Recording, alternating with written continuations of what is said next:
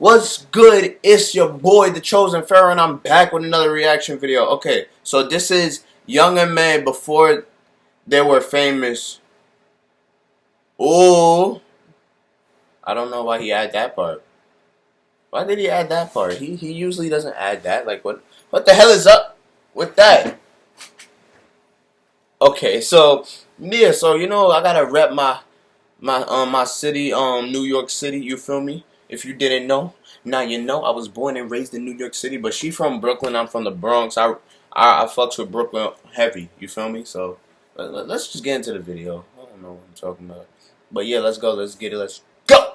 You ain't gay until you eat pussy.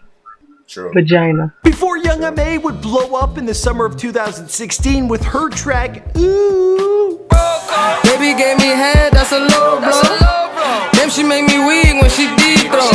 I need a rich bitch, not a cheap hoe. Before Young M.A's other tracks and videos including Eat, Thought, Quiet Storm, Summer Story, and Body Bag would clock in millions of streams and views on YouTube. I'm the shit, nigga, do you get the damn clue? I'm shitting on her, him, them, y'all, and you. I swallow pussy like I can't chew. Before Young M.A would make her pitch to be on the 2016 cover of XXL, but would be overlooked. Actually known for the Brooklyn Chirac freestyle. That actually gave me the crazy buzz. That was like the hottest freestyle in 2015. Before Young M.A would fire back at BET after they decided to chop up her cypher. Oh, they cut mad on my cypher, son. Yo, you know, I said way more than that. They split my shit up and put that shit into some small ass time. Before one of the top Google searches following her name was, is she a guy or a girl? And I can tell you very much she is a girl who loves women.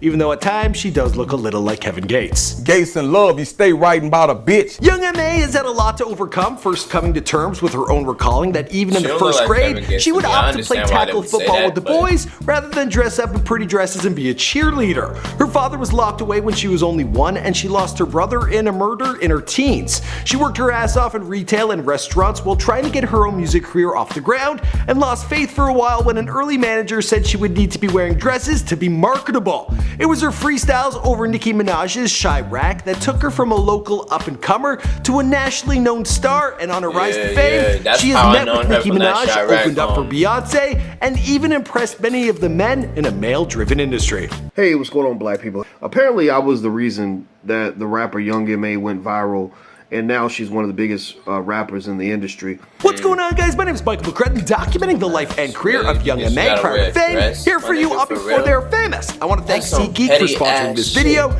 You guys have been long requesting this one, and it took me some time because I wanted to get it all right.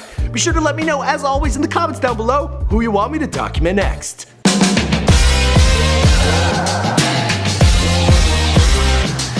Those are all the people that he, documented about. Young M.A was born Katora Casanova Marrero on April 3rd, 1992 in East New York, a neighborhood located in the Brooklyn borough of New York City. She is of Puerto Rican and Jamaican descent, and when she was just a year old, her dad was sent to prison and wasn't released until she was 11. Due to his incarceration, she was raised by her single mother and uncles and grew up with an older brother 3 years her senior.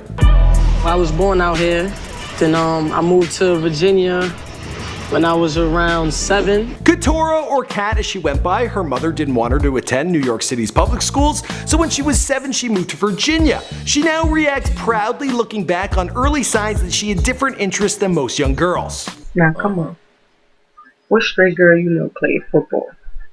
She played on the football team, the basketball team, the baseball, and the kickball team. She also Everybody developed a love for my- wearing Jordans, which is a fashion statement she still prides herself on today. It took her a long time to come out of the closet. Her mother always knew and would ask her daughter what she was into. She knew. She always asked me questions like, you like girls? And I used to always tell her no. Music was always really important to her, with her mom and uncles big into hip-hop and reggae, and they would even perform their own music at an amateur level. Young Kat took an interest in making music of her own, getting a karaoke machine for Christmas, and built her own studio in her bedroom around the age of 9.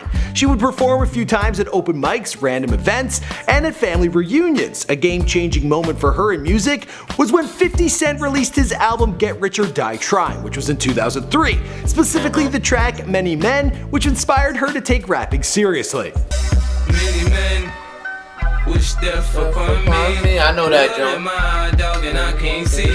Oh yeah, great track, great video. Not so great of a movie. When she was 16 years old, she moved back to New York and earned for herself the nickname Young Mom on the streets. After high school, she worked at TJ Maxx and at the New York City restaurant chain Shake Shack, which is also fantastic. She was getting to a point in her life where she didn't want to do music anymore after an early manager squashed her hopes and dreams, telling her she wouldn't be marketable if she didn't rap in wigs and dresses like Nicki Minaj. Then on September 26, 2009, her brother was murdered at the age of 20, and this had a profound effect on her on many levels. It still influences my music to this day to go harder and, you know what I mean, not be afraid of nothing and basically do it for him.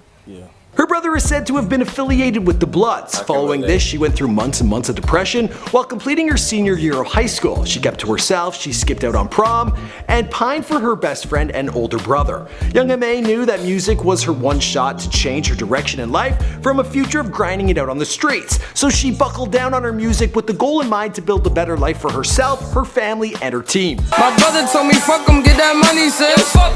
You just keep on running on your hungry shit. She also had to come to terms with her own sexuality, telling Vogue magazine that she held in being sexually attracted to women for so long that once she got it out of her, the music became easy. Now, I'm not entirely sure exactly at what age this happened, but once it did, she certainly enjoyed a time of celebration. Once I came out officially, like, that's when all the girls came about.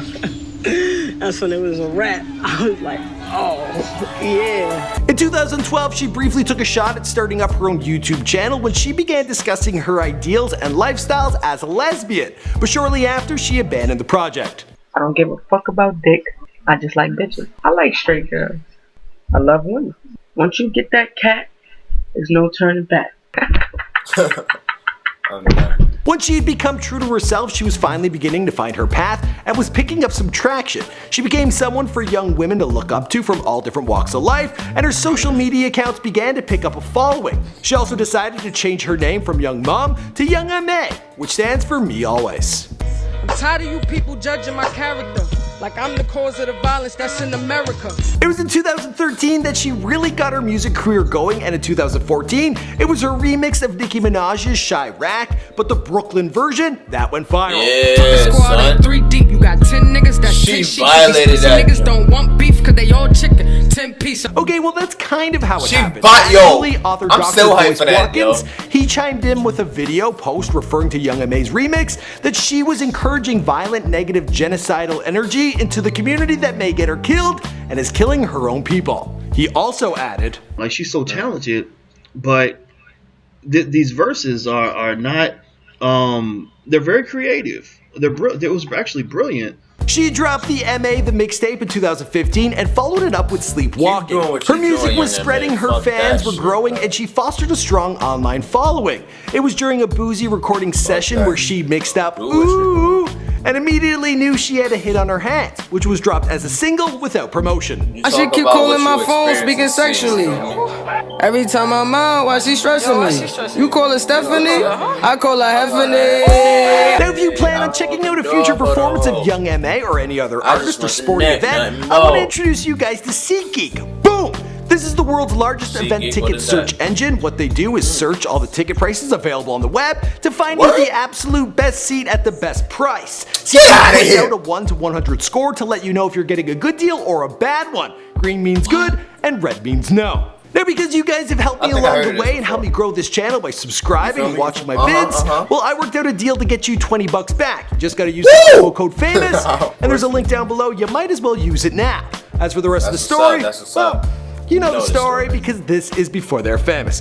My name is Michael McCrudden. We do all sorts of celebrity bios. You guys requested this one immensely on my Instagram and my Twitter. So there you go. If you enjoyed this video, smash that like button, comment down below. It's your boy, it's the guy, it's the young man, the chosen pharaoh. We out here. Peace. Anybody behind you, bitch. This is Lesbians, part 2, bitch.